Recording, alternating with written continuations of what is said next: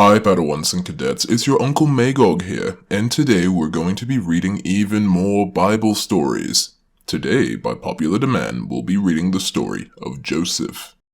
Oh, hear that, Grogu. It's Joseph in the Technicolor Dreamcoat. I love that ply. Oh, fives. No, there will be very little color in the story. Instead, we'll show you today that forgiveness is the only path forward, and why you should only trust fellow Jehovah's Witnesses. Are you ready, agents? Yeah, I've got a bad feeling about this too. Well, the doors are locked, so let's get this over with. We would be honored if you would join us. This is story 21. Joseph's brothers hate him. That story title sounds like clickbait. See how sad and hopeless the boy is. This is Joseph. His brothers have just sold him to these men who are on their way to Egypt. There, Joseph will be made a slave. Why have his half-brothers done this bad thing? It is because they are jealous of Joseph. Their father Jacob liked Joseph very, very much. He showed him favor by having a beautiful long coat made for him.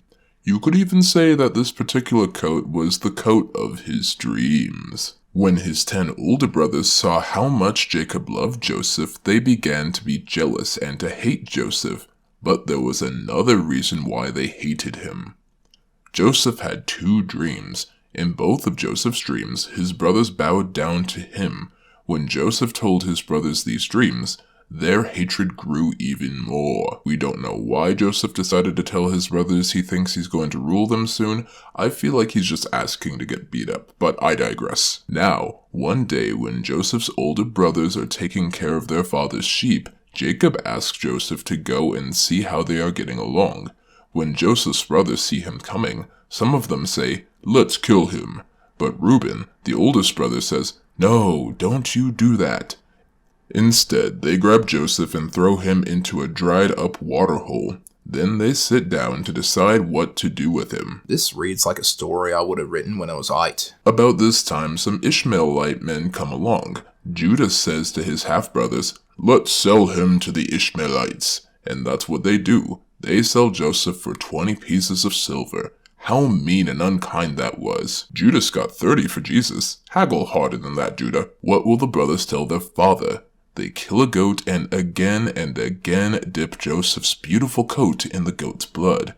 Then they take the coat home to their father Jacob and say, "We found this. Look at it and see if it is not Joseph's coat." Jacob sees this. "A wild animal must have killed Joseph," he cries. And that is just what Joseph's brothers want their father to think. Jacob is very, very sad. He weeps for many days. Oh, don't go looking for him or anything. But Joseph is not dead. Let's see what happens to him where he is taken. No. Forget it, kid. He's already turned the page. I did indeed. Let's see how Joseph is after the time skip in story 22. Joseph is put into prison. Oi, spoilers. Joseph is only 17 years old when he is taken down to Egypt. There he is sold to a man named Potiphar. Potiphar works for the king of Egypt, who is called Pharaoh. Well, he was the Pharaoh. That wasn't his name, but until we win a children's card game against him, we'll never know his name, so I guess we'll just call him Pharaoh. Or Yami, one of the two.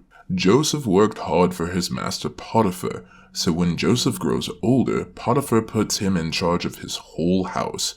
Why then is Joseph here in prison? It's because of Potiphar's wife. Joseph grows up to be a very good-looking man, and Potiphar's wife wants him to lie down with her. But Joseph knows this is wrong and he won't do it. Potiphar's wife is very angry, so when her husband comes home, she lies to him and says, "That bad Joseph tried to lie down with me." Potiphar believes his wife, and he is very angry with Joseph, so he has him thrown into prison, because that's what all worldly women will do if you reject their advances, because worldly women are evil. Even though several of them throughout the Bible, like Rahab, literally saved the Israelite spies planning their attack. But they're all evil, of course. The man in charge of the prison soon sees that Joseph is a good man, so he puts him in charge of all of the other prisoners. Later, Pharaoh becomes angry with his cupbearer and his baker and puts them into prison. One night, they each have a special dream, but they do not know the meaning of their dream. The next day, Joseph says, "Tell me your dreams." And then when they do, Joseph, with God's help, explains the meaning of their dreams. To the cupbearer, Joseph says, "In 3 days you'll be let out of prison, and you will become Pharaoh's cupbearer again." So Joseph adds, "When you get out, tell Pharaoh about me and help me get out of this place." But to the baker, Joseph says, "In just 3 days, Pharaoh will have your head cut off." Wait, are you saying that the cupbearer and the baker could see the future? Yeah, I guess Jehovah was just handing out extra gifts of prophecy to non-believers that day. In 3 days, it happens just as Joseph said. Pharaoh has the baker's head cut off, and the cupbearer, though, is let out of prison and begins to serve the king again. For no discernible reason. In fact, I don't think it's clear why they were thrown in prison in the first place. Maybe Potiphar's wife's Mrs. Robinson routine was in overdrive that weekend. But the cupbearer forgets all about Joseph. He doesn't tell Pharaoh about him, and Joseph has to stay in prison. And of course, he never had a prophetic dream again. Because reasons. Reasons that should be explored but never will be because we need to read story 23, Pharaoh's Dreams. What are these dreams, contagious? Yes, superpowers in ancient Egypt were often passed through surface contact. You've seen Black Adam. 2 years pass and Joseph is still in prison. The cupbearer has not remembered him. Then one night, Pharaoh has 2 very special dreams, and he wonders what they mean. Do you see him sleeping there? The next morning, Pharaoh calls his wise men and tells them the things that he has dreamed, but they are not able to tell him the meaning of his dreams. Now the cupbearer at last remembers Joseph. He says to Pharaoh, "When I was in prison, there was a man who could tell me the meaning of dreams." Pharaoh has Joseph brought out of prison right away. So lesson there, kids, don't hire clergy to be your cabinet when you're a monarch. Just bring your bartender. He'll help you use your presidential pardons correctly. Pharaoh tells Joseph his dreams. "I saw 7 fat, beautiful cows. Then I saw 7 very thin and bony cows, and the thin ones ate up the fat cows." How? They're not carnivores. In my second dream, I saw 7 heads of full, ripe grain growing on one stalk. Then I saw 7 thin, dried-out heads of grain, and then the thin heads of grain began to swallow up the 7 good heads of grain. What did the cupbearer put in Pharaoh's wine before he had that dream? Joseph says to Pharaoh, "The 2 dreams mean the same thing. The 7 fat cows and the 7 full heads of grain mean 7 years. And then the 7 thin cows and 7 thin heads of grain mean 7 more years. There will be 7 years when a lot of food will grow in Egypt. Then there will be 7 years when very little food will grow." Well, that's oddly specific. Perfectly balanced as all things should be. So Joseph tells Pharaoh, "Choose a wise man and put him in charge of collecting food during the 7 good years. Then the people will not starve during the following 7 bad years, when very little food will grow." Pharaoh likes the idea, and he chooses Joseph to collect the food and to store it up. Next to Pharaoh, Joseph becomes the most important man in Egypt. Because it's not about what you know in politics, it's who you know. Is that how you got this job? Hey, it's how you got your job too. 8 years later, during the famine, Joseph sees some men coming. Do you know who they are? Why, they're his 10 older brothers. Their father Jacob has sent them to Egypt because they were running out of food back home in Canaan. Joseph recognizes his brothers, but they do not recognize him. Do you know why? It is because Joseph has grown older and he is dressed in a different kind of clothes. Clothes that aren't Technicolor, apparently. Joseph remembers that when he was a boy, he dreamed about his brothers coming to bow down to him. Do you remember reading about that? So Joseph can see that it is God who has sent him down to Egypt, and for a good reason. Oh, good to know that literal slavery was an integral part of God's plan for Joseph and that none of this could have been handled at home.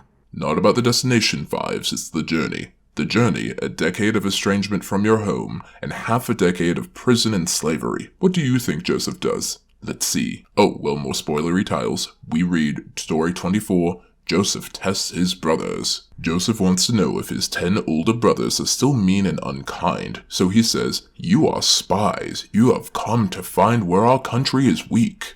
which is a weird thing to do when a country has an entire slave labor force dedicated to building 400-foot tombs for their kings. No, we are not, they say. We are honest men. We are all brothers. We were 12, but one brother is no more, and the youngest is home with our father. Joseph pretends not to believe them. He keeps the brother named Simeon in prison. What? And lets the others take food and go home. Again. What? But then he tells them, when you come back, you must bring your youngest brother with you. No idea what he's playing at. No. When they return home to Canaan, the brothers tell their father Jacob everything that happened. Jacob is very sad. Joseph is no more, he cries. And now Simeon is no more. I will not let you take my youngest son Benjamin. But when their food begins to run out, Jacob has to let them take Benjamin to Egypt so they can get more food. Because apparently there was no other food in Canaan either, so Jacob is fine with letting his youngest son be sold for food. Sounds like the brothers probably wouldn't have gotten in trouble for selling Joseph in the first place. Now Joseph sees his brothers coming. He is very happy to see his younger brother Benjamin. Of course, none of them know that this important man is Joseph. Joseph now does something to test his 10 half-brothers. He has his servants fill up all their bags with food, but without letting them know, he also has his special silver cup put into Benjamin's bag. After they all leave and have gone a little distance on the road, Joseph sends his servants after them. When they catch up with them, the servants say, "Why have you stolen our master's silver cup?" Wait a minute, master, either these guys are Jedi Padawans or Joseph is keeping slaves, which was the bad thing that happened to him, but is apparently okay for him to do. Should read into that later. "We have not stolen his cup," the brothers say. "If you find the cup with any one of us, let that person be killed." So the servants search through all the bags, and they find the cup in Benjamin's bag, just as you see here. The servants say, "The rest of you can go, but Benjamin must come with us." What will the 10 half-brothers do? They all return with Benjamin to Joseph's house. Joseph tells his brothers, "You can all go home, but Benjamin must stay here as my slave." Judah now speaks up and says, "If I go back home without the boy, my father will die because he loves him very much. So please keep me here as your slave, but let the boy go home." After all, their father's favoritism is what started this whole thing. Why should he suffer for the trauma he's placed on his own children? Joseph can see that his brothers have changed. They are not mean and unkind anymore. Let's find out what Joseph does now. Pretty sure this only ends when it's too wise. Well, place your bets. Let's end this, Commander. Story 25. The family moves to Egypt. Joseph cannot control his feelings any longer. He tells all his servants to leave the room. When he is alone with his brothers, Joseph begins to cry. We can imagine how surprised his brothers are because they do not know why he's crying. Finally, he says, "I am Joseph. Is my father still alive?" His brothers are so surprised that they cannot speak. They are afraid, but Joseph says, "Please come closer." When they do, he says, "I'm your brother Joseph, whom you sold into Egypt." Joseph continues to speak in a kind way. "Do not blame yourselves because you sold me here. It was really God who sent me to Egypt to save people's lives.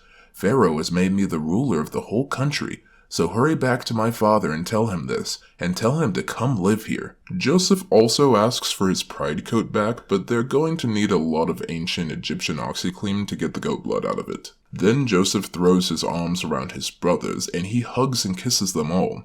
When Pharaoh hears that Joseph's brothers have come, he tells Joseph, "Let them take wagons and go get their father and their families and come back here. I will give them the best land in all of Egypt." Because land and resources mean nothing to the Pharaoh, whose entire country is suffering through a famine. That is what they did. Here you can see Joseph meeting his father when he came to Egypt with his whole family.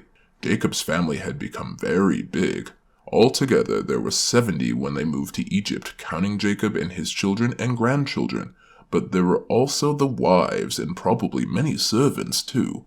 These all settled in Egypt. They were called Israelites because God had changed the name of Jacob to Israel. Off-screen, for no discernible reason, God decided to change yet another grown-ass man's name because first names of mortals factor heavily into his plan for the entirety of the cosmos. The Israelites became a very special people to God, as we will see later. Also the Egyptians, who he's hooked up with prophetic dreams and a fresh, smart Israelite second in command, well, they're going to become less special, but that's a story for another time. Anyway, the end.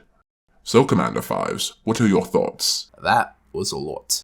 Well, no one asked you, Fives. Grogu, the story was for you. Did you like it? No. No.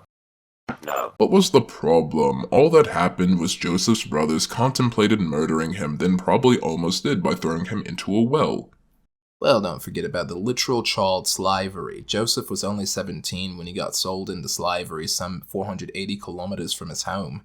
Then the whole Mrs. Potiphar's grass on the field rule. And the fake assault accusation, then years of imprisoning an innocent university kid. And how the brothers lied about Joseph being dead to his face when they know they sold him. Or how Jacob was an incredibly irresponsible parent and showing blatant favoritism amongst his kids, essentially kicking off this whole dog's breakfast. Or maybe how God decided that breaking up this family and ruining a teenager's life for half a decade was essential to his plan. Was any of that upsetting?